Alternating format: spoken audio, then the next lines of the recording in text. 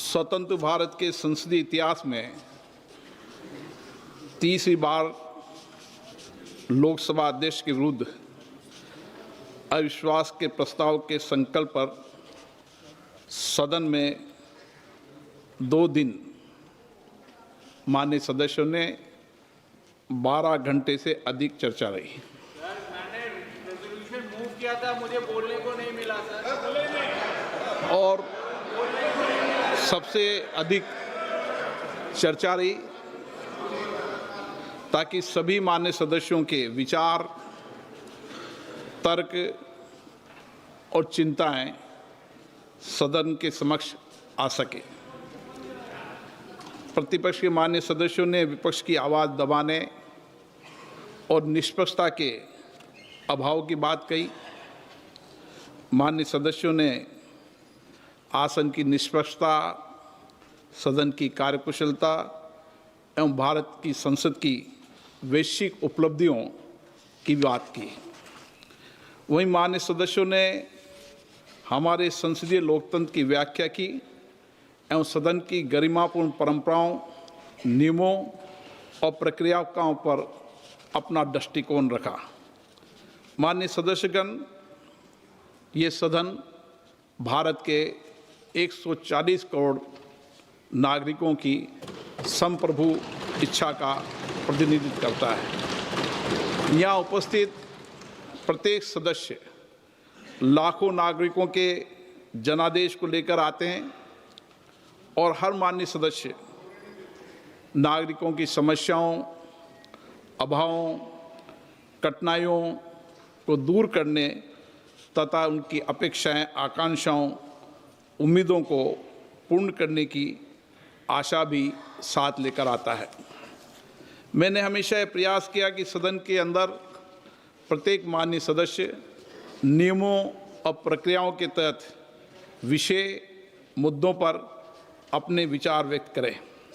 सभी माननीय सदस्यों को इसके लिए पर्याप्त अवसर भी देने का मैंने प्रयास किया। ये सदन समाज के अंतिम व्यक्ति में खड़े हर व्यक्ति की आवाज़ बने, ऐसा मैंने प्रयास किया।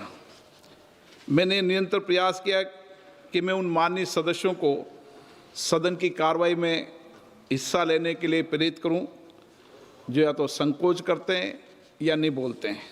मैंने दोनों कार्यकाल में समय समय पर जो भी माननीय सदस्यों ने विचार नहीं किया, मैंने चैम्बर में बुलाकर उनको आग्रहपूर्वक किया कि वह सदन में अपनी बात रखें, अपनी क्षेत्र की आवाज़ को रखें, क्योंकि सदन में बोलने से लोकतंत्र का संकल्प मजबूत होता है, सरकार की जवाबदेही भी तय होती है।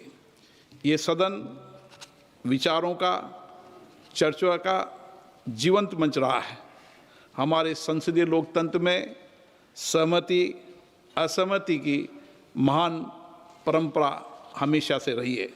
माननीय सदस्यगण, जब हमारे संविधान निर्माताओं ने स्वतंत्र भारत के लिए संविधान का निर्माण किया, तब उन्होंने गहन विमर्श और अनुभव के आधार पर संसदीय लोकतंत्र की व्यवस्था को अपनाया और आज दुनिया के अंदर संसदीय लोकतंत्र की व्यवस्था ही शासन चलाने की सर्वश्रेष्ठ पद्धति है। इस व्यवस्था में संसद केवल कानून बनाने का मंच न होकर राष्ट्र की लोकतांत्रिक चेतना का केंद्र बिंदु भी है। भारतीय संविधान के आर्टिकल 93 में अध्यक्ष के निर्वाचन का प्रावधान है। मुझे इस पावन सदन ने दूसरी बार अध्यक्ष पद का दायित्व और अवसर दिया। मैंने हमेशा ये प्रयास किया कि सदन की कार्रवाई निष्पक्षता, अनुशासन, संतुलन और नियमों के साथ संचालित हो। सदन में सभी को साथ लेकर सामंजस्य से व्यवस्था एवं कार्यकुशलता बनाए रखने के लिए मैंने मेरे दायित्व को निभाया।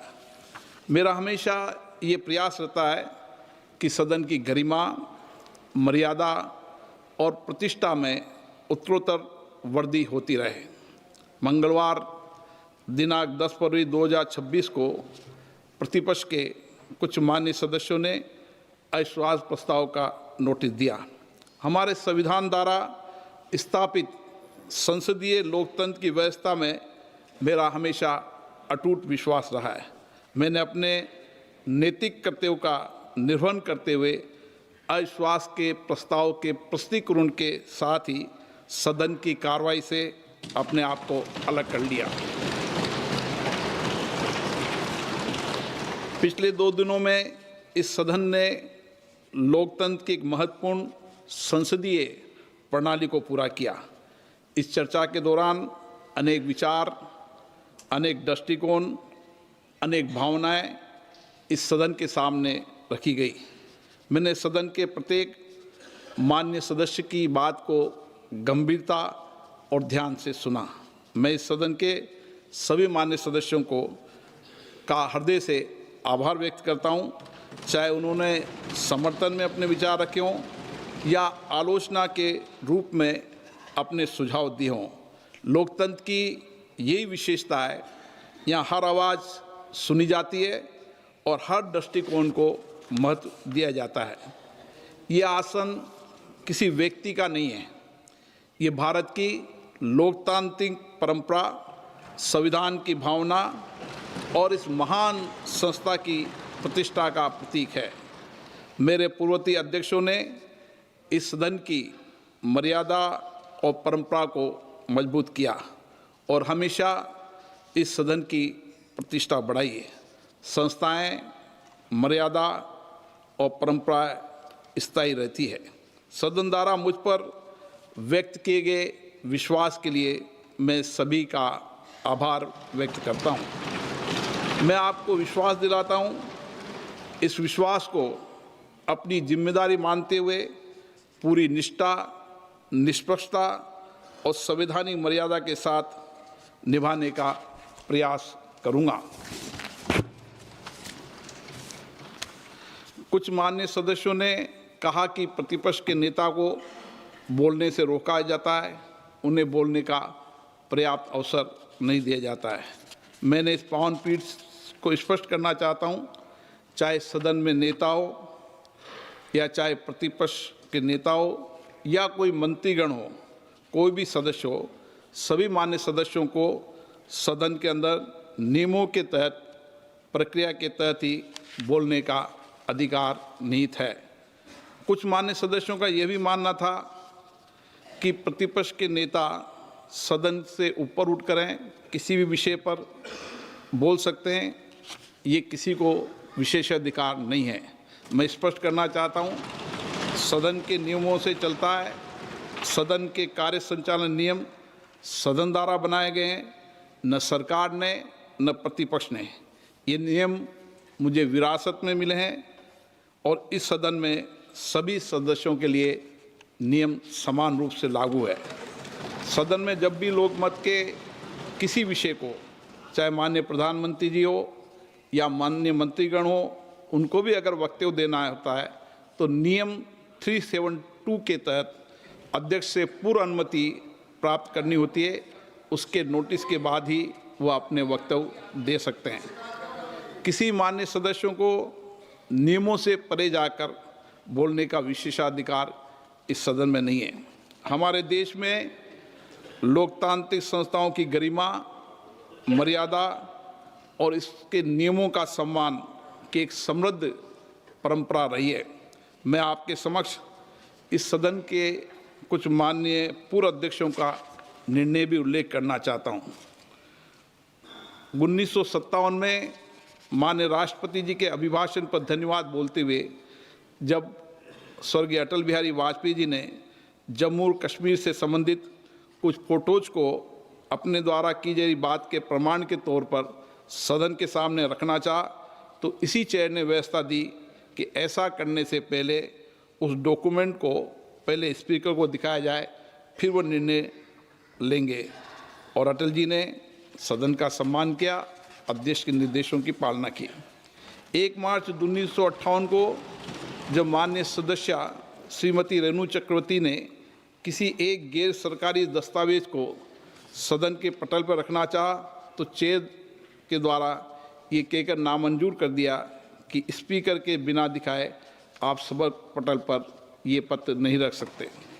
26 मार्च 1958 को एक मान्य सदस्य श्री SM बनर्जी ने अपनी बात के समर्थन में पत्र के साथ कोई कोट करना चाहा तो माननीय उपाध्यक्ष महोदय ने ये कहकर मना कर दिया कि ऐसा करने से पहले आपको चेयर को दिखाना जरूरी होगा। ऐसे कई सारे प्रकरण हैं, चाहे लोकसभा में हो चाहे राज्यसभा में हो, जब बिना चेयर की परमिशन के किसी दस्तावेज को सदन के पटल पर या कोट करने की अनुमति नहीं दी गई है। ऐसी पुरानी परंपरा भी रही है। अध्यक्ष परेड के निर्णय से कोई भी मान्य सदस्य व्यक्तिगत रूप से सहमत या असहमत हो सकता है, परंतु सदन के नियम, प्रक्रिया, परंपराओं को लागू करना मेरा दायित्व है, कर्तव्य है। जब भी कुछ मान्य सदस्य सदन की मर्यादाओं के विरुद्ध आचरण व्यवहार करते हैं, तब सदन की मर्यादा बनाए रखने के लिए मुझे कठोर निर्णय और व्यवस्थाएं देनी पड़ती है। सदन की चर्चा के दौरान एक माननीय विद्वान सदस्य ने संविधान के आर्टिकल 105 के तहत संसद के सदस्यों को बोलने की आज़ादी, फ्रीडम ऑफ स्पीच के अधिकार की बात कही। मैं इस सदन के समक्ष हमारे संविधान के आर्टिकल 105 एक को पढ़कर इस संबंध में स्थिति स्पष्ट करना चाहता हूँ। 105 इस संविधान के उपबंधों और संसद की प्रक्रिया का विनियमन करने वाले नियमों और स्थायी आदेशों के अधीन रहते हुए संसद की फ्रीडम ऑफ स्पीच होगी। अर्थात हमें संसद में बोलने की आज़ादी तो है, परंतु सदन द्वारा स्वीकृत प्रक्रिया, नियमों एवं स्थायी आदेशों के अधीन है। नियम 352 के 11 के उपनियमों में मान्य सदस्यों के लिए विस्तृत निर्देश अंकित है। सदन में बोलते समय किन किन बातों का ध्यान रखना चाहिए, किस प्रकार के तथ्य और किस प्रकार के वाक्यों को नहीं बोलना चाहिए। चर्चा के दौरान अध्यक्ष पीठ के द्वारा प्रतिपक्ष के कुछ सदस्यों ने माइक बंद करने का विषय भी उठाया। इस बारे में मैं पहले भी स्पष्ट कर चुका हूं। आसन के पास कभी भी माइक ऑफ या ऑन करने का बटन नहीं होता है। प्रतिपक्ष के मान्य सदस्य भी आप पीछे शैलजा से पूछ लो, प्रतिपक्ष के मान्य सदस्य भी इस पीठासीन अधिकारी के रूप में जब वो कार्य करते हैं तो उनको भी ये भली भांति पता है। सदन में ये व्यवस्था है, जिस मान्य सदस्य को बोलने की अनुमति दी जाती है वही मान्य सदस्य उसका ही माइक ऑन होता है। चर्चा के दौरान महिला सदस्यों के सम्मान को लेकर भी विचार व्यक्त किए। मेरे मन में हमेशा हमारी माननीय महिला सदस्यों के प्रति सर्वोच्च सम्मान रहा है। मेरा हमेशा ये प्रयास रहा है हर माननीय महिला सदस्य को सदन में बोलने का पर्याप्त अवसर दें और पर्याप्त समय दें, और प्राथमिकता के आधार पर भी मैंने हमेशा महिला सदस्यों को बोलने में प्राथमिकता दी है। मुझे इस बात का गर्व है कि मेरे अध्यक्षीय कार्यकाल में सबसे ज़्यादा महिला सदस्यों ने और सभी महिला सदस्यों ने अपने विचार रखे हैं। परंतु जिस प्रकार से प्रतिपक्ष की कुछ मान्य सदस्य वेल क्रॉस कर ट्रेजरी बेंच की तरफ जाकर नारेबाजी कर रही थी, बैनर दिखा रही थी, उससे निश्चित रूप से अप्रत्याशित स्थिति बन सकती थी, और इस अप्रत्याशित स्थिति की संभावनाओं को टालने एवं व्यवस्था बनाए रखने की जिम्मेदारी मेरी थी। इसीलिए मैंने सदन के नेता को सदन में बोलने का नहीं आने का आग्रह किया। ऐसी प्रतिकूल स्थिति में सदन की व्यवस्था और प्रतिष्ठा बनाने के लिए जो उचित था वह मैंने किया। माननीय सदस्यों से ये भी कहा गया कि प्रतिपक्ष के माननीय सदस्यों को पर्याप्त अवसर नहीं मिलता। 17वीं 18वीं लोकसभा के संसदीय कार्रवाई के आधिकारिक आंकड़े उजागर करते हैं कि संख्या बल पर देखा जाए तो भी प्रतिपक्ष के माननीय सदस्यों को राष्ट्रपति अभिभाषण पर, धन्यवाद प्रस्ताव पर, बजट पर, महत्वपूर्ण विधेयकों पर, विशेष चर्चाओं पर, प्रश्नकाल और शून्यकाल के दौरान आवंटित समय से अधिक बोलने का अवसर मिला है। ये तथ्य 2 दिनों की चर्चा में कई बार सदन की पटल पर आ चुके हैं। मेरी तो हमेशा कोशिश रहती है, चाहे देर रात तक मुझे बैठना पड़े, और मैं जब सदन में सुबह आता हूँ, सदन के अंतिम सदस्य के रूप में सदन से जब ही जाता हूँ जब सब माननीय सदस्यों को मौका मिले। और मैं हमेशा ही प्रयास करता हूँ कि चाहे एक माननीय सदस्य अकेला हो या उसके दल का एक सदस्य हो, उसको भी पर्याप्त अवसर, पर्याप्त मौका मिले। और मुझे खुशी है, जो भी सदस्य बोलना चाहता था सबको मैंने 1 वर्ष के अंदर ही सबको बोलने का अवसर दिया। बुलाकर कहा कि आप बोले, कोई भी ऐसा माननीय सदस्य है जो बोलना चाहता हो और मैंने अवसर नहीं दिया, ऐसा कोई उदाहरण सदन के पटल पर नहीं रख सकता। कुछ माननीय सदस्यों ने निलंबन का विषय उठाया, अभी भी उठाया। मेरा हमेशा प्रयास रहा है कि मैं किसी सदस्य का निलंबन नहीं करूं। मेरा दल से ऊपर उठकर भी मेरे सभी सदस्यों से व्यक्तिगत संबंध आज भी है, और पुराने कार्यकाल से व्यक्तिगत संबंध रहे, लेकिन सदन की व्यवस्था बनाए रखने की जिम्मेदारी भी मेरी है। और इसीलिए जब मैं इस तरीके का कठोर या सदन इस तरह के कठोर निर्णय करता है तो निश्चित रूप से मेरा मन दुखी होता है। परंतु हमें विचार करना होगा, ऐसी स्थिति क्यों उत्पन्न हुई, इस सदन में निलंबन जैसे कठोर निर्णय क्यों लेने पड़े। मेरा हमेशा जब भी मैं आता हूँ सदन में कोशिश करता हूँ कि सदन की मर्यादा बनी रहे, प्रतिष्ठा बनी रहे, और मैं आग्रह भी करता हूँ। और जब भी सदन में चाहे प्रश्नकाल हो या नियोजित तरीके से गतिरोध पैदा करना हो, जब भी मैं आग्रहपूर्वक कहता हूँ कि सदन में बैठें, चर्चा करें, लेकिन जब सदन के सदस्य नहीं मानते तो सदन स्थगित करना पड़ता है। माननीय सदस्यगण, वर्ष 1997 में भी आज़ादी के जब 50 वर्ष हुए थे, उस समय भी सदन की मर्यादाओं, गरिमा पर चर्चा हुई। 2001 में भी इसी तरीके से उस समय के तत्कालीन अध्यक्ष बालयोजी जी के नेतृत्व में एक पीठासीन अधिकारियों का सम्मेलन हुआ, जिसमें देश भर के मुख्यमंत्री आए, पीठासीन अधिकारी आए, मुख्य सचेतक आए, चीफ व्हिप आए, और एक लंबी चर्चा हुई। और सबने सर्वसम्मति से संकल्प लिया कि सदन में नारेबाजी नहीं करना, इश्तिहार नहीं दिखाना, पत्तों को नहीं फाड़ना और अवैध मुद्राओं का प्रदर्शन आदि चीज़ों पर एक सामूहिक संकल्प हुआ। और उस समय के तत्कालीन सरकार, अटल जी माननीय प्रधानमंत्री थे, प्रतिपक्ष के नेता माननीय सोनिया गांधी जी थी।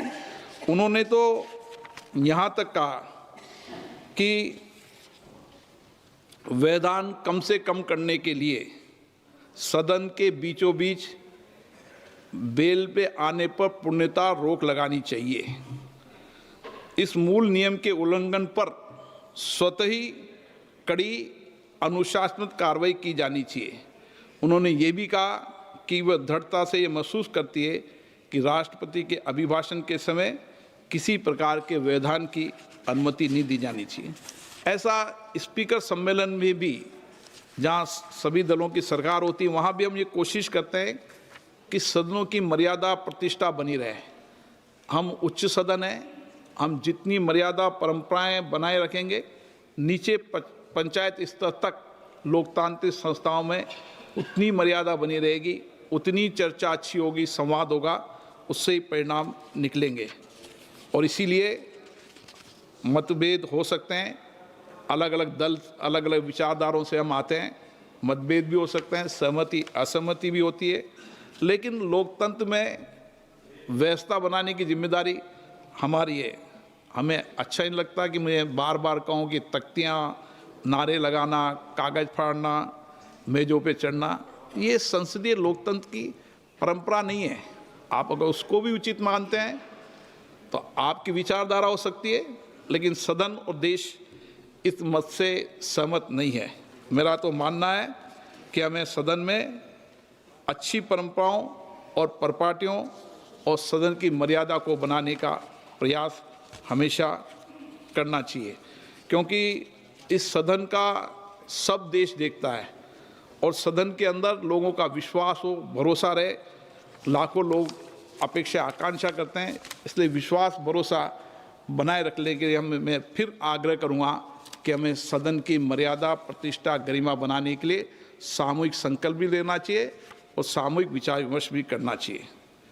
पिछले 2 दिनों की चर्चा में कई मान्य सदस्यों द्वारा संसद में 22 भाषाओं में अनुवाद, डिजिटल टेक्नोलॉजी के उपयोग, research support, capacity building, P20, CSPO के सफल आयोजन जैसे फ्रेंडशिप ग्रुप जैसे विषयों की उपलब्धि की बात की।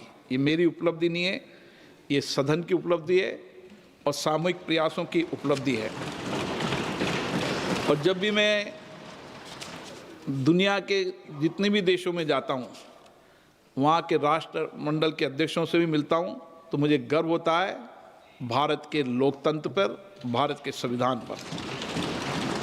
और ये मैंने अभी CSPO के सम्मेलन में भी देखा और कई बार मैंने इसको महसूस भी किया। और इसीलिए विश्व भर में भारत की लोकतंत्र की प्रतिष्ठा बने, ये हमें प्रयास करना चाहिए। और मैं ये भी बता दूं कि 125 से ज़्यादा लोकतांत्रिक देश यहाँ पर हमारी प्राइड संस्था जो प्रशिक्षण देती है, वो हमारी लोकतांत्रिक प्रक्रियाओं, परंपराओं, हमारी समितियों के सिस्टम को देखने आती है और प्रशिक्षण प्राप्त करती है। माननीय सदस्यगण, सदन के संचालन हेतु सदन द्वारा बनाए गए नियमों की पालना करना हम सभी सदस्यों का व्यक्तिगत और सामूहिक जिम्मेदारी है, परंतु कुछ माननीय सदस्य नियमों की अवहेलना करते हैं, सदन के संचालन में व्यवधान करते हैं। ऐसे सदस्यों को समय समय पे मुझे मार्गदर्शन भी देना पड़ता है, उन्हें चेतावनी भी देनी पड़ती है, क्योंकि ये मेरे स्पीकर का दायित्व है।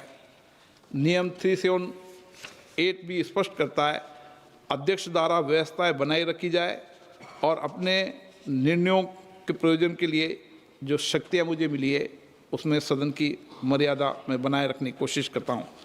लोकतंत्र की संस्थाएं स्थायी होती है, मजबूत संस्थाएं एक मजबूत लोकतंत्र का निर्माण करती है। यदि हम स्वयं संस्थाओं की प्रतिष्ठा को कम करेंगे तो इससे किसी व्यक्ति अथवा दल को नहीं, पूरे राष्ट्र को क्षति होगी। संवैधानिक संस्थाओं का सम्मान करना केवल औपचारिकता नहीं है, ये लोकतंत्र की स्थिरता का आधार है।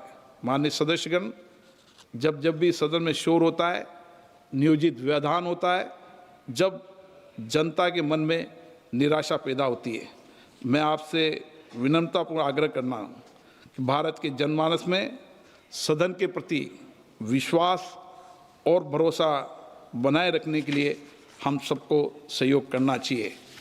हमारा महान संविधान, हमारे नियम, हमारी परंपराएं हमें विरासत में मिली है। जहां मुझे इस महान विरासत पर गर्व है, वहीं मेरा संकल्प भी है कि इसमें महान विरासत को हमेशा आगे बढ़ाऊं, कभी भी सदन की मर्यादा में कमी नहीं आने दूं। मैं सदन में पक्ष प्रतिपक्ष सभी मान्य सदस्यों को जब संरक्षक के रूप में देखता हूं, तो चाहे कितनी भी प्रतिकूल परिस्थिति हो, कोई मान्य सदस्य मेरे मत से सहमत हो असहमत हो, मेरे खिलाफ कुछ वक्तव्य भी दे, लेकिन मेरा हमेशा प्रयास रहेगा, मैं इस संकल्प के लिए अटक हूँ कि सदन की मर्यादा और प्रतिष्ठा को बनाए रखने के लिए मैं कटिबद्ध हूँ। ये सदन हमेशा नियम प्रक्रियाओं से चला है और भविष्य में भी ये सदन नियम प्रक्रिया से ही चलेगा, चाहे कोई सहमत हो या असहमत हो। माननीय सदस्य, प्रशंसा हो या आलोचना, इस सब के बीच मेरा एक ही संकल्प है, सदन की मर्यादा और नियमों की रक्षा करना। हम केवल संविधान के शब्दों का ही नहीं बल्कि संवैधानिक नैतिकता यानी कॉन्स्टिट्यूशनल मोरालिटी का भी पालन करें। आइए हम सब मिलकर नए सकारात्मक रचनात्मक अध्याय की शुरुआत करें। राष्ट्र के निर्माण में, राष्ट्र की सेवा में अपना योगदान करें, इस सदन को आगे चलाएं। और मैं तो ये भी कहता हूं कि जो 2 दिन सदन की इस विशेष चर्चा पे हमारा समय नष्ट हुआ है, उसको हम आगे कैसे लोगों की अपेक्षाएं, आकांक्षाओं को पूरा कर सकते हैं। इसलिए देर रात्रि तक बैठकर भी हमें ये 14 घंटे पूरे करने चाहिए ताकि देश की जनता में ये भरोसा पैदा हो कि सदन हमेशा लोगों की अपेक्षाएं, आकांक्षाएं, उनकी चिंता, उन कठिनाइयों पर चिंता व्यक्त करता है। मैं माननीय सदस्यों से आग्रह करता हूं कि वह सदन की मर्यादा बनाए रखने और अध्यक्ष पीठ का सहयोग करने का प्रयास करें। माननीय सदस्यगण, मुझे कई माननीय सदस्यों द्वारा कुछ विषयों पर स्थगन की सूचना प्राप्त हुई है।